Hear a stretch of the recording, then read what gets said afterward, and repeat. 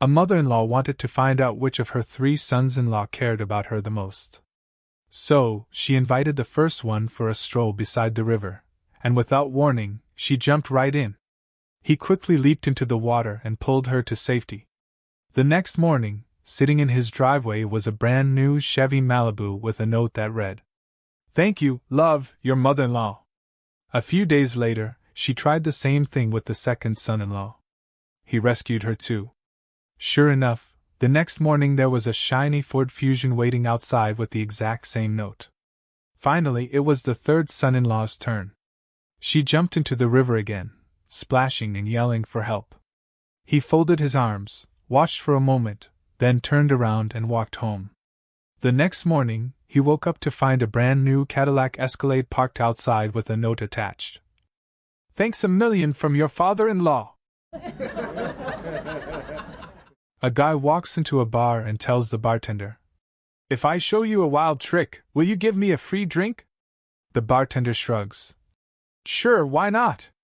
The guy reaches into his pocket and pulls out a tiny rat. Then out of the other pocket, he pulls a teeny-tiny piano. The rat stretches, cracks his knuckles, and starts playing the blues like a rodent Ray Charles. Stunned, the bartender pours him a free drink. After finishing it, the guy says, "Now, if I show you an even better trick, do I drink free all night?" "Buddy, if you can top that, you're drinking on me till closing," the bartender replies.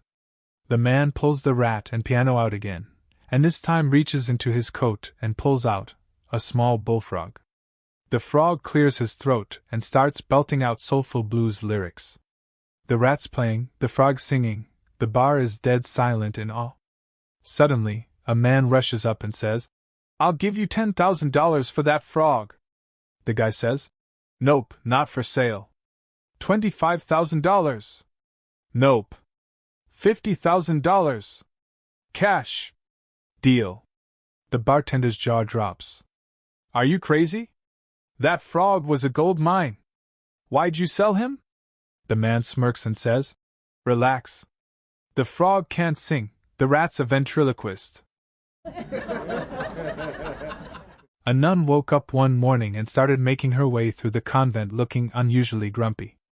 The first nun she passed smiled and said, "Looks like somebody got out of the wrong side of the bed today."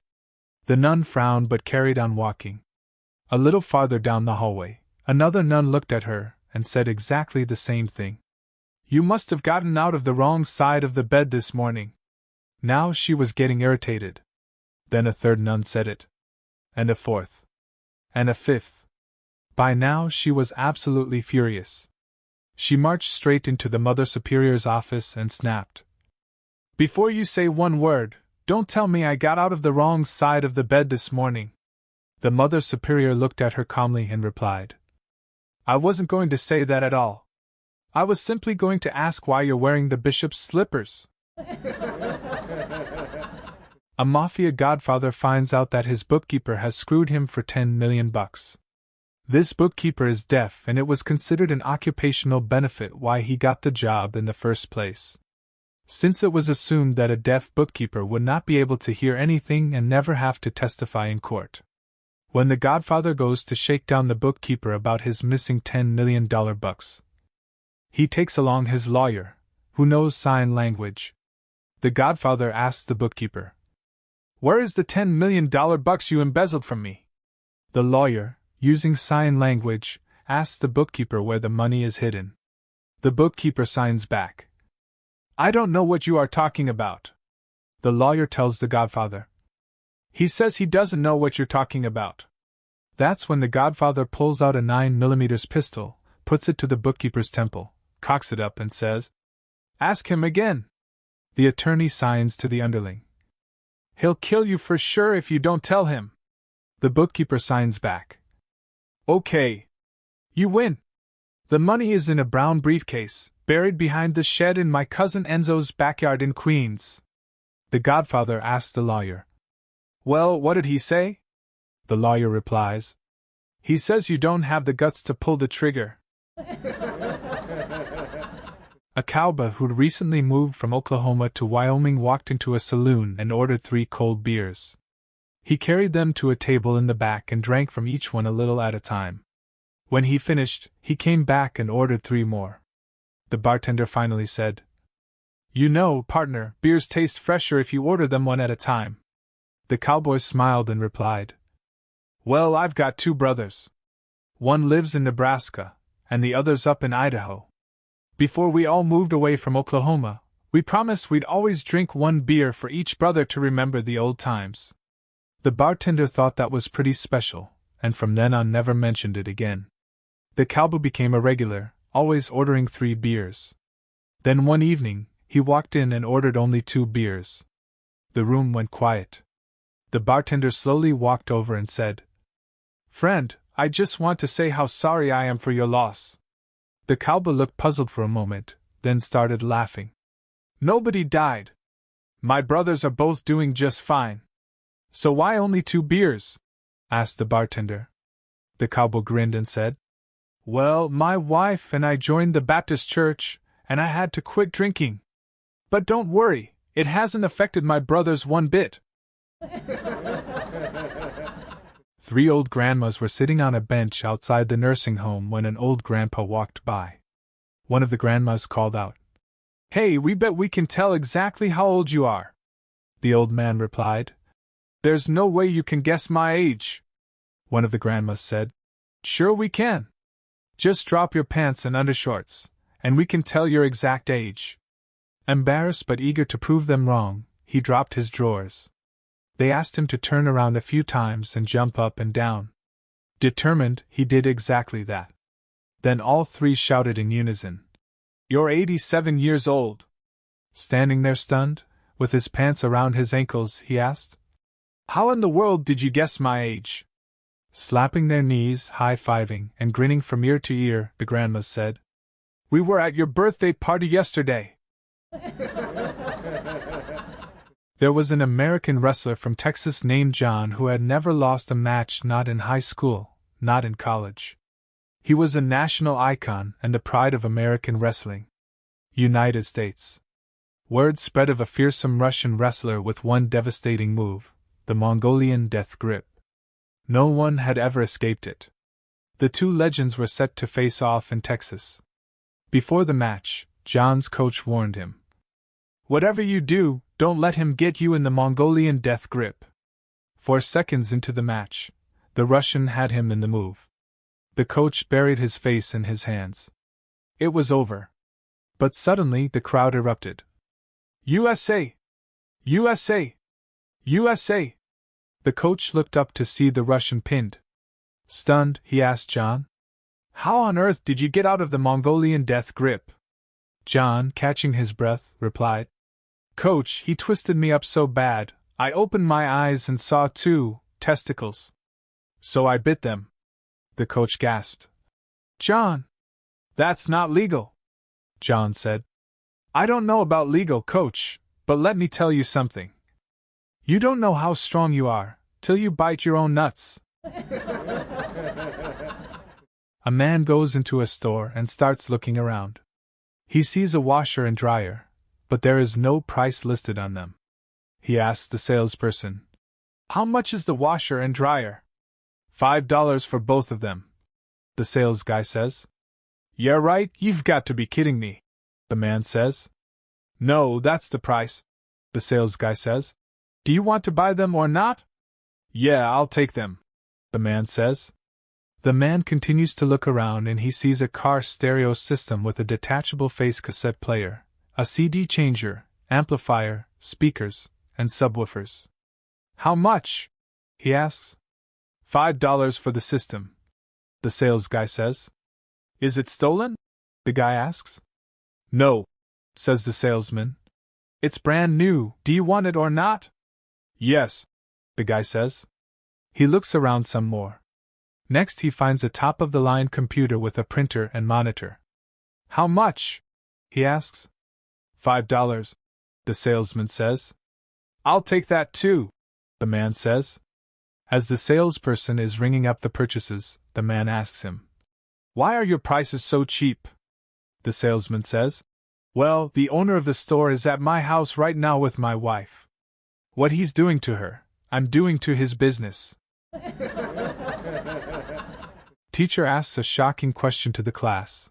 What happens next is gold. The 6th grade science teacher, Mrs. Parks, asked her class, which human body part increases to 10 times its size when stimulated? The room went silent. No one answered. Suddenly, little Mary stood up and shouted, You shouldn't be asking 6th graders a question like that. I'm going to tell my parents, and they'll tell the principal, and you'll get fired. Mrs. Parks ignored her outburst and calmly repeated the question. Which body part increases to 10 times its size when stimulated? Mary huffed and whispered loudly to her classmates. Oh, she's so getting in trouble. Finally, Billy stood up, looked around nervously, and said, The body part that increases to 10 times its size when stimulated is the pupil of the eye. Mrs. Parks smiled. Very good, Billy. Then she turned to Mary and said, As for you, young lady, I have 3 things to say. You have a dirty mind. You clearly didn't do your homework. And one day, you are going to be very, very disappointed. A circus ringleader and his wife were living with their main act, an alcoholic chimpanzee. The chimpanzee would always do the same thing every day, find the liquor cabinet, drink a few bottles, screech and destroy things for a few hours, and then pass out in a random spot for the rest of the day. The wife could not stand the chimp, but the ringmaster did not have enough money to find a home for the chimpanzee or the courage to take him along to his AA meetings. So they do their best to limit the chimpanzee's drinking. One day, the wife tells the ringmaster, You need to get rid of that chimp. It's making me go crazy. The ringmaster, of course, does not want this, so the wife goes, Well then, tell me what you will do. I'll be in my room. As the wife is heading to her room, the ringmaster sees the chimpanzee grab a bottle of vodka from the liquor cabinet.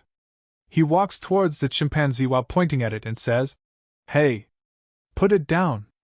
The wife walks in the room with a shotgun and says, Good idea. A man finds a wallet with $800 in it. A few days later, he reads a notice stating that a wealthy man has lost his wallet and is offering a $50 reward to anyone who returns it. He soon locates the owner and gives him the wallet, and the rich man counts the money and says, I see you have already taken your reward. The poor man responds, What are you talking about? The wealthy man continues, This wallet had $850 in it when I lost it. The 2 men begin arguing, and eventually they go to court to sort out their differences. Both men present their case, the poor man first, then the wealthy man, who concludes by saying, Your Honor, I trust you believe me. The judge says, Of course. The rich man smiles, and the poor man is devastated. Then the judge takes the wallet out of the wealthy man's hands and gives it to the poor man who found it. What are you doing? The rich man yells angrily. The judge responds, You are, of course, an honest man, and if you say that your missing wallet had $750 in it, I'm sure it did, but if the man who found this wallet is a liar and a thief, he wouldn't have returned it at all, which means that this wallet must belong to somebody else. If that man steps forward, he'll get the money, otherwise it stays with the man who found it. What about my money? The rich man asks. Well, we'll just have to wait until somebody finds your wallet with the $850 in it. Several men were in the locker room of the gym when a cell phone on a bench rang, and a man put it on speaker and began to talk. Everyone in the room stopped to listen. Man, hello? Woman, hi honey, it's me. Are you at the club? Man, yes. Woman, I'm at the shops now and found this beautiful leather coat. It's only $2,000. Is it okay if I buy it? Man, sure, go ahead if you like that much. Woman, I also stopped by the Lexus dealership and saw the new models. I saw one that I really liked. Man, how much? Woman, $90,000. Man, okay, but for that price I want it with all options. Woman, great. Oh, and one more thing. I was just talking to Jane and found out that the house I wanted last year is back on market. They are asking $980,000 for it. Man, well, then go ahead and offer $900,000. They'll probably take it. If not, we can go to the extra $80,000 if that's what you really want. Woman, okay. See you later. I love you too much. Man, bye, I love you too. The man hung up. The other men in the locker room were staring at him in astonishment, mouths wide open. He turned and asked, "Anyone know whose phone this is?" Husband, my wife's gone missing. She went shopping yesterday and never came home. Officer, age? Husband, I'm not sure. Around 40. We don't really celebrate birthdays. Officer, height? Husband, maybe a little over 5 feet. Officer, weight? Husband, no idea. Not skinny, not heavy, somewhere in between. Officer, eye color? Husband, I think brown. Officer, hair color? Husband, changes a couple of times a year. Probably dark brown right now. I don't really remember. Officer, what was she wearing? Husband, could have been pants, maybe a skirt, or shorts. Honestly, I'm not sure. Officer, what vehicle was she driving? Husband, she took my motorcycle. Officer, what kind of motorcycle? Husband, a 2018 Harley-Davidson Road Glide, twisted cherry finish, 14-inch ape hangers, Stage 2 upgrade, Vance and Heinz fishtail pipes, Clockworks windshield, JP Cycles floorboards, highway pegs, crash bars. Starts sweating and breathing hard. Officer, relax, sir. Don't worry. We'll find your motorcycle. A lady stormed up to the service counter and glared right at the clerk. I want a refund for this toaster, she said. It doesn't work. The clerk frowned. I'm sorry, ma'am, but we can't refund items bought on special. Suddenly, the woman threw her arms into the air and began screaming at the top of her lungs. Pinch my nipples! Pinch my nipples! Pinch my nipples! The clerk, completely bewildered, ran off to fetch the store manager. A small crowd started to gather, murmuring in confusion. The manager arrived and tried to calm the situation. Ma'am, what seems to be the problem? She explained again about the faulty toaster. The manager sympathized but said, I'm sorry, we still can't give a refund. It was a special offer. The woman's arm shot into the air again, and she screamed even louder. Pinch my nipples! Pinch my nipples! Pinch my nipples! By now, a sizable crowd had formed. The manager, red-faced and flustered, pleaded, Ma'am, please, why are you shouting that? She leaned in, took a deep breath, and said, Because I like to have my nipples pinched when I'm being screwed. The crowd erupted into laughter and applause. The manager, realizing the wisdom in her approach, quickly handed over the refund, and the woman walked away victorious, with a new toaster in hand. Man walks into a gas station and buys a pack of 28 condoms. Next Friday he buys another pack and continues every week for a whole year. When the store clerk asks, Man, tell me your secret, how are you going through this many? There are only 7 days a week, and you're buying over 20. The man laughs and replies, I feed them to my dog so he poops in little baggies. One day, an out-of-work mime was wandering around the zoo, hoping to make a little money performing for visitors. Just as he started to gather a small crowd, the zookeeper pulled him aside and brought him into his office. The zookeeper explained that the zoo's most popular gorilla had sadly passed away, and they hadn't found a replacement yet. Worried about losing visitors, he offered the mime an unusual job: dress up in a gorilla suit and pretend to be the gorilla until they could get a new one. The mime, needing work, agreed. The next morning, before the zoo opened, he put on the gorilla suit and stepped into the enclosure. To his surprise, the job was easy: swing on some ropes, eat bananas, nap, and entertain visitors. In fact, the crowds loved him even more than the real gorilla. But after a while, he got bored of the same old routine. He noticed that more people were gathering around the lion's cage next door. Not wanting to lose his audience, He climbed the enclosure wall, dangled dangerously close to the lion's cage, and started showing off. The crowd went wild, and the zookeeper was so impressed, he even gave the mime a raise. Day after day, the mime got braver and the crowds got bigger. But one afternoon, while performing his usual stunt, he lost his grip and fell right into the lion's cage.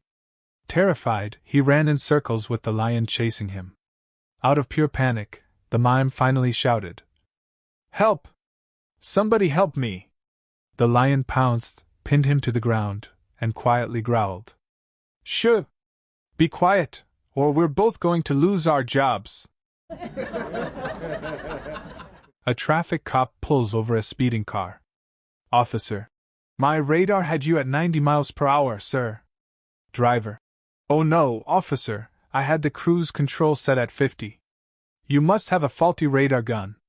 Without looking up from her cross-stitch, his wife, sitting next to him, says, "Now don't be silly, honey, this car doesn't have cruise control." The officer smiles at the wife and starts writing the ticket. The driver glares over at his wife. "Could you please keep your mouth shut for once?" The wife smiles sweetly and says, "Well, dear, you should be grateful your fancy radar detector went off, or you'd have been going 100. The officer pauses, smiles at the wife again, and then writes a second ticket for the illegal radar detector. The driver, now absolutely furious, growls at his wife. "God damn it, woman! Must you talk?" The officer frowns at the driver. "Sir, I see you're not wearing a seat belt. That's an automatic $75 fine." Driver, "Oh no, officer, I had it on but took it off to get my wallet when you pulled me over." Wife, "Now come on, dear, you know you never wear a seatbelt when you drive." The officer shakes his head and begins writing out ticket number 3. The driver loses it. "Woman, please just shut the hell up, you blabbermouthed hag." The officer, shocked, turns to the wife and asks gently, "Ma'am, does your husband always talk to you this mean way?" Wife, "Only when he's had a skillful amount of booze, officer." There is this large group of penguins living their peaceful, penguin lives. One day, a ship crashes and sinks nearby. A polar bear swims to the ice from the sinking ship and quickly falls asleep, obviously exhausted from his ordeal. The penguins, having never seen a polar bear, think nothing of it and go about their daily routines. When the polar bear wakes up, he is hungry and starts eating penguins. This, as you would expect, causes concern amongst the colony. After a few days of this carnage, the penguins have a meeting. Their leader says, "We need to cut a big hole in the ice where there is no water beneath it." For penguins, this was a difficult task, but they trusted in their leader. It took a while, but they cut the large hole. "Now, we need to gather a bunch of fish and put it around the hole." The penguins were not happy to be catching fish for them not to eat, but they completed the task. "What was the purpose of this?" asked one penguin. "He will eat the fish, then eat all of us." The leader says, "When the bear is eating the fish, he will be bent way over, next to the edge of the void we created. We will simply walk up behind him and kick him right in the ice hole." Sorry for the bad pun, but my kids enjoyed this when I told them. One afternoon, a man wandered into a small antique shop, idly browsing through the collection of oddities and trinkets. Among the cluttered shelves, something caught his eye, a bronze statue of a rat. It was peculiar, detailed, and oddly captivating. Curious, he picked it up and approached the shopkeeper. "How much for the rat?" The shopkeeper gave him a knowing smile. $50 for the statue," he said. "But if you want the story behind it, that'll be another 200. The man chuckled. "Nah, just the statue." With his new purchase tucked under his arm, he stepped out onto the street. But as he walked, he noticed something strange: rats. One or two at first, skittering out from alleyways, then more, emerging from drains, garbage bins, and shadowy corners. By the time he reached the main road, dozens of them were scurrying behind him. Then hundreds. Then thousands. The entire city's rat population was following his every step, their tiny claws scratching against the pavement like a tidal wave of fur and tails. Heart pounding, he suddenly understood. It was the statue. Thinking quickly, he sprinted toward the bay, climbed onto the pier, and with all his strength, hurled the bronze rat into the water. Without hesitation, the swarm of rats followed, diving into the bay and vanishing beneath the waves. Within moments, the city was rat-free. Still catching his breath, the man turned on his heel and ran straight back to the antique shop. The shopkeeper barely looked up as he stepped inside. "No refunds," the old man said dryly. The man shook his head. "Oh, I don't want a refund," he said, grinning.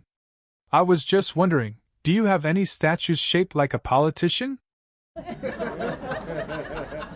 A local business was looking for office help. They put a sign in the window saying, "Help wanted. Must be able to type, must be good with a computer, and must be bilingual. We are an equal opportunity employer." A short time afterwards, a dog trotted up to the window, saw the sign, and went inside. Able to type. The dog jumped down, went to the typewriter and proceeded to type out a perfect letter. He took out the page and trotted over to the manager and gave it to him, then jumped back on the chair. The manager was stunned but then told the dog, "The sign says you have to be good with a computer." The dog jumped down again and went to the computer. The dog proceeded to demonstrate his expertise with various programs and produced a sample spreadsheet and database and presented them to the manager. By this time the manager was totally dumbfounded.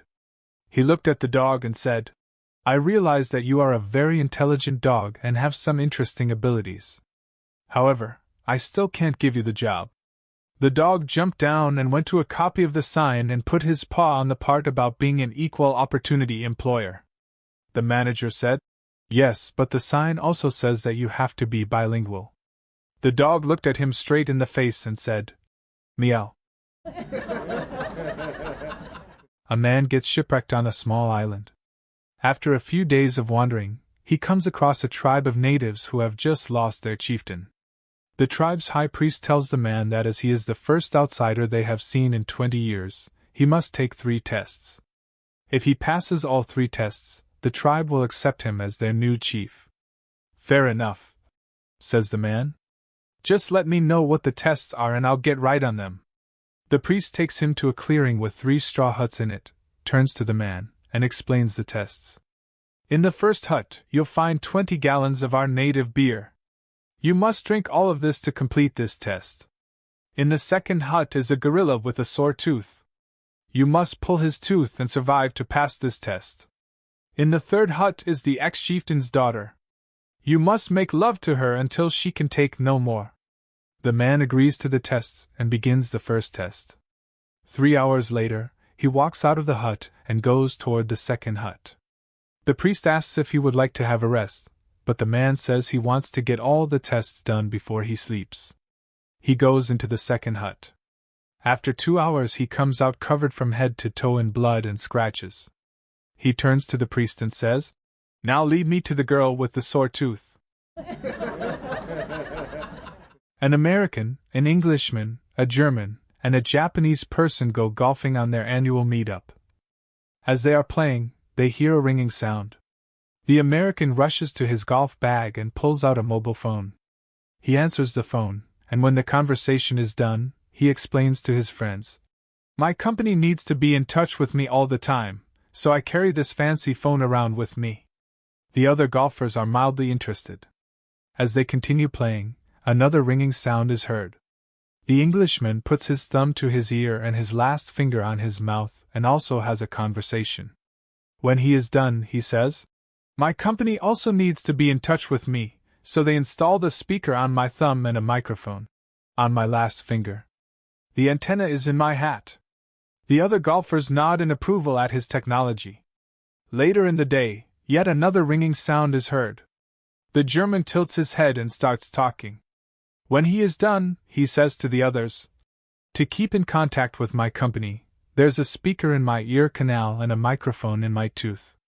The antenna is in my spine." The other golfers are impressed at such marvels of technology. As they are playing the last hole, a beeping sound is heard, and the Japanese run into the bushes.